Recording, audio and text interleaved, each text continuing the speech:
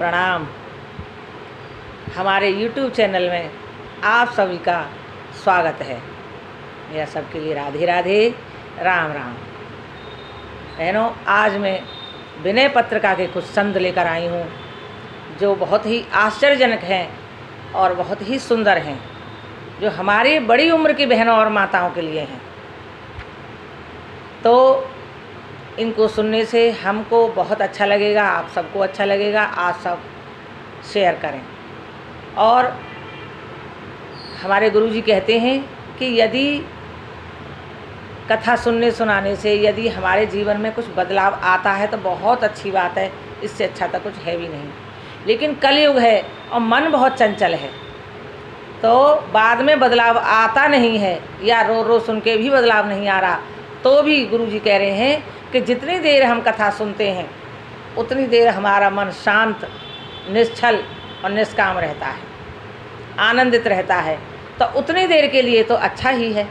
इसलिए आज हम विनय पत्रिका के कुछ छंद लेकर आए हैं, इनके अर्थ करेंगे देख देख कर। मुझे तो बहनों कुछ आता नहीं, देख देख कर बोलूँगी। बहुत सुंदर हैं, आपको भी अच्छे लगेंगे, क्योंकि ये हमारी बड़ी उम्र की बहनों के लिए हैं। विनय पत्रिका, विनय तुलसीदास जी विनय ही करते रहे हैं। तुलसीदास जी के जीवन में एक बार ऐसा हुआ था कि वह सो रहे थे तो उनके स्वप्न में यमराज जी आए। यमराज ने कहा कि मैं तुम्हें लेकर जाऊंगा। तुलसीदास जी ने मन ही मन स्वप्न में ही हनुमान जी से विनती की, और स्वप्न में भी हनुमान जी ने उनकी विनती स्वीकार की और कहा कि आप विनय पत्रिका की रचना कीजिए। सुबह तुलसीदास जी उठे और उन्होंने विनय पत्रिका की रचना शुरू कर दी, और बहुत सुंदर रचना करके श्री रामचंद्र भगवान के चरणों में अर्पण कर दिया। श्री रामचंद्र जी ने साक्षात प्रकट होकर उस पर अपने हाथ से हस्ताक्षर किए, जिससे तुलसीदास जी को श्री राम जी ने निर्भय कर दिया। अब उनकी मृत्यु जल्दी नहीं आएगी। तो कहते हैं, ऐसा संत जनों का मत है कि तुलसीदास जी बहुत लंबी उम्र जिए थे। जाना तो सबको है ही, यही तो आश्चर्य की बात है, यही तो अकाट्य सत्य है, और तब भी हम भूले बैठे हैं। तो आज हम विनय पत्रिका के कुछ छंदों का अर्थ करेंगे और आप प्रेम से सुनेंगे। बोलिए श्री रामचंद्र भगवान की जय, श्री गणेश भगवान की जय। ओ गाइए गणपति जगवंदन, शंकर सुवन भवानी नंदन। सेति सदन गज बदन विनायक, कृपा सिंधु सुंदर सब लायक। मोदक प्रिय मुद मंगल दाता, विद्या वारिधि बुद्धि विधाता। मांगत तुलसीदास कर जोरे, बसो राम सिय मानस मोरे। गाइए गणपति जगवंदन, शंकर सुवन भवानी के नंदन। गाइए गणपति जगवंदन, शंकर सुवन भवानी के नंदन। श्री राम जय राम, जय जय राम। श्री राम जय राम, जय जय राम। श्री राम जय राम, जय जय राम। श्री राम जय राम, जय जय राम। श्री राम जय राम, जय जय राम। श्री राम जय राम, जय जय राम। श्री राम जय राम, जय जय राम। श्री राम जय राम, जय जय राम। श्री गणेश भगवान की जय, श्री रामचंद्र भगवान की जय, श्री गुरु जी महाराज की जय।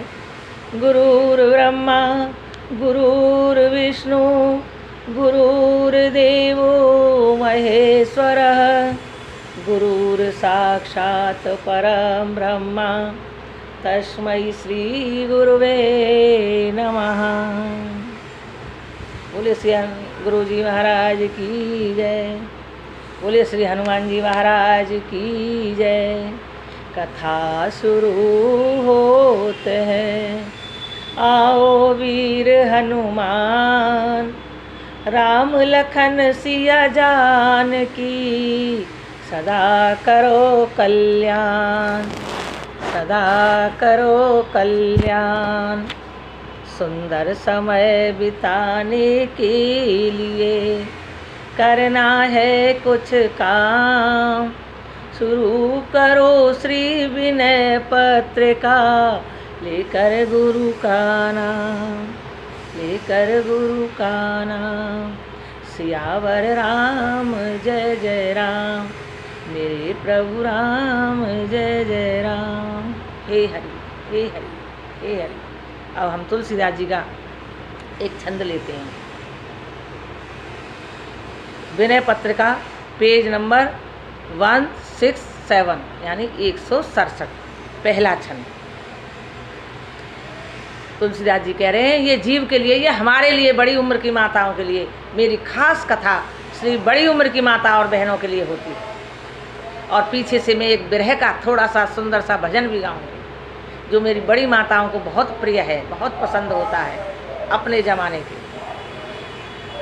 तुलसीदास जी कह रहे हैं कि जीव जब से भगवान से अलग हुआ है, जैसे जीव जबते हरते बिलगान्यो, तवते देह गेहने जजान्यो, मायावश स्वरूप बिसरायो, तिहि भ्रमते दारुण दुख पायो, तिहि भ्रमते दारुण दुख पायो। पायो जो दारुण दुसह दुख सुख लेस सपने नहीं मिलो, भवसूल शोक अनेक जहिते पंथ तू हट हट चलो।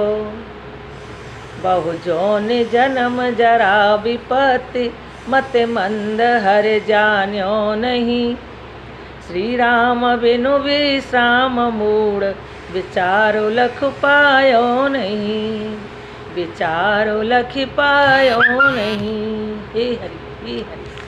तुलसीदास जी कहते हैं, इसका भावार्थ करते हैं कि हे जीव, जब से तू भगवान से अलग हुआ है तभी से तूने शरीर को अपना घर मान लिया है। माया के बस होकर तूने अपने सच्चिदानंद स्वरूप को भुला दिया है और इसी भ्रम के कारण तुझे दारुण दुख भोगने पड़े। जैसे पेड़ से फल टूटकर गिर जाए, पेड़ पे लगा रहता है, स्वतंत्र है, खुश है, आज़ाद है, प्रसन्न है, टूट गया तो वह खत्म हो गया।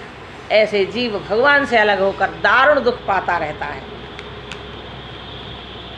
और तुझे बड़े से बड़े कठिन जन्म मरण रूपी असहनीय दुख मिले।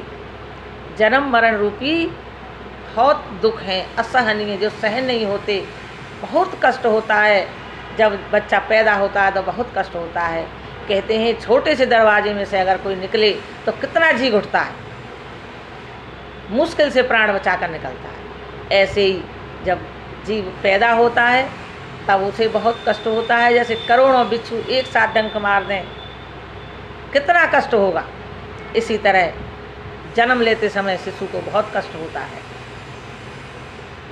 फिर जब मरता है जीव तब उसको बहुत कष्ट होता है। ऐसे ही कहते हैं करोड़ों लाखों बिच्छू कांतर एक साथ चिपक जाएं और डंक मारें तब कितना कष्ट होगा। एक ही बिच्छू के काटने से कष्ट होता है, एक ही बार सांप खा जाए मृत्यु हो जाती है और लाखों करोड़ों एक साथ खाएं। यानी हमारे जितने भी रोम हैं वो सारे रोमों में से हमारे प्राण निकलते हैं तो उतने ही रोम समझ लो कि बिच्छुओं के डंक हैं। इतना कष्ट होता है, इसीलिए जीव मरने से डरता है, इसीलिए हम डरते हैं मरने से। पहले तो मरते समय पता नहीं क्या बीमारी हो जाए, कितने मुश्किलों से प्राण निकलें, कितना कष्ट हो। दूसरा, ये इतनी सुंदर दुनिया, इसको छोड़कर जाना, अपने घर रातेदार रिश्तेदार सब, लेकिन ये भी सब जानते हैं कि हमें यहाँ से जाना है एक दिन। यह अकाट्य सत्य है। ये कितना सबसे बड़ा आश्चर्य है कि सबको मरना है, सब जानते हैं, तब भी हम भूले बैठे हैं, निश्चिंत बैठे हैं, उस अपनी मृत्यु को सुधारते नहीं।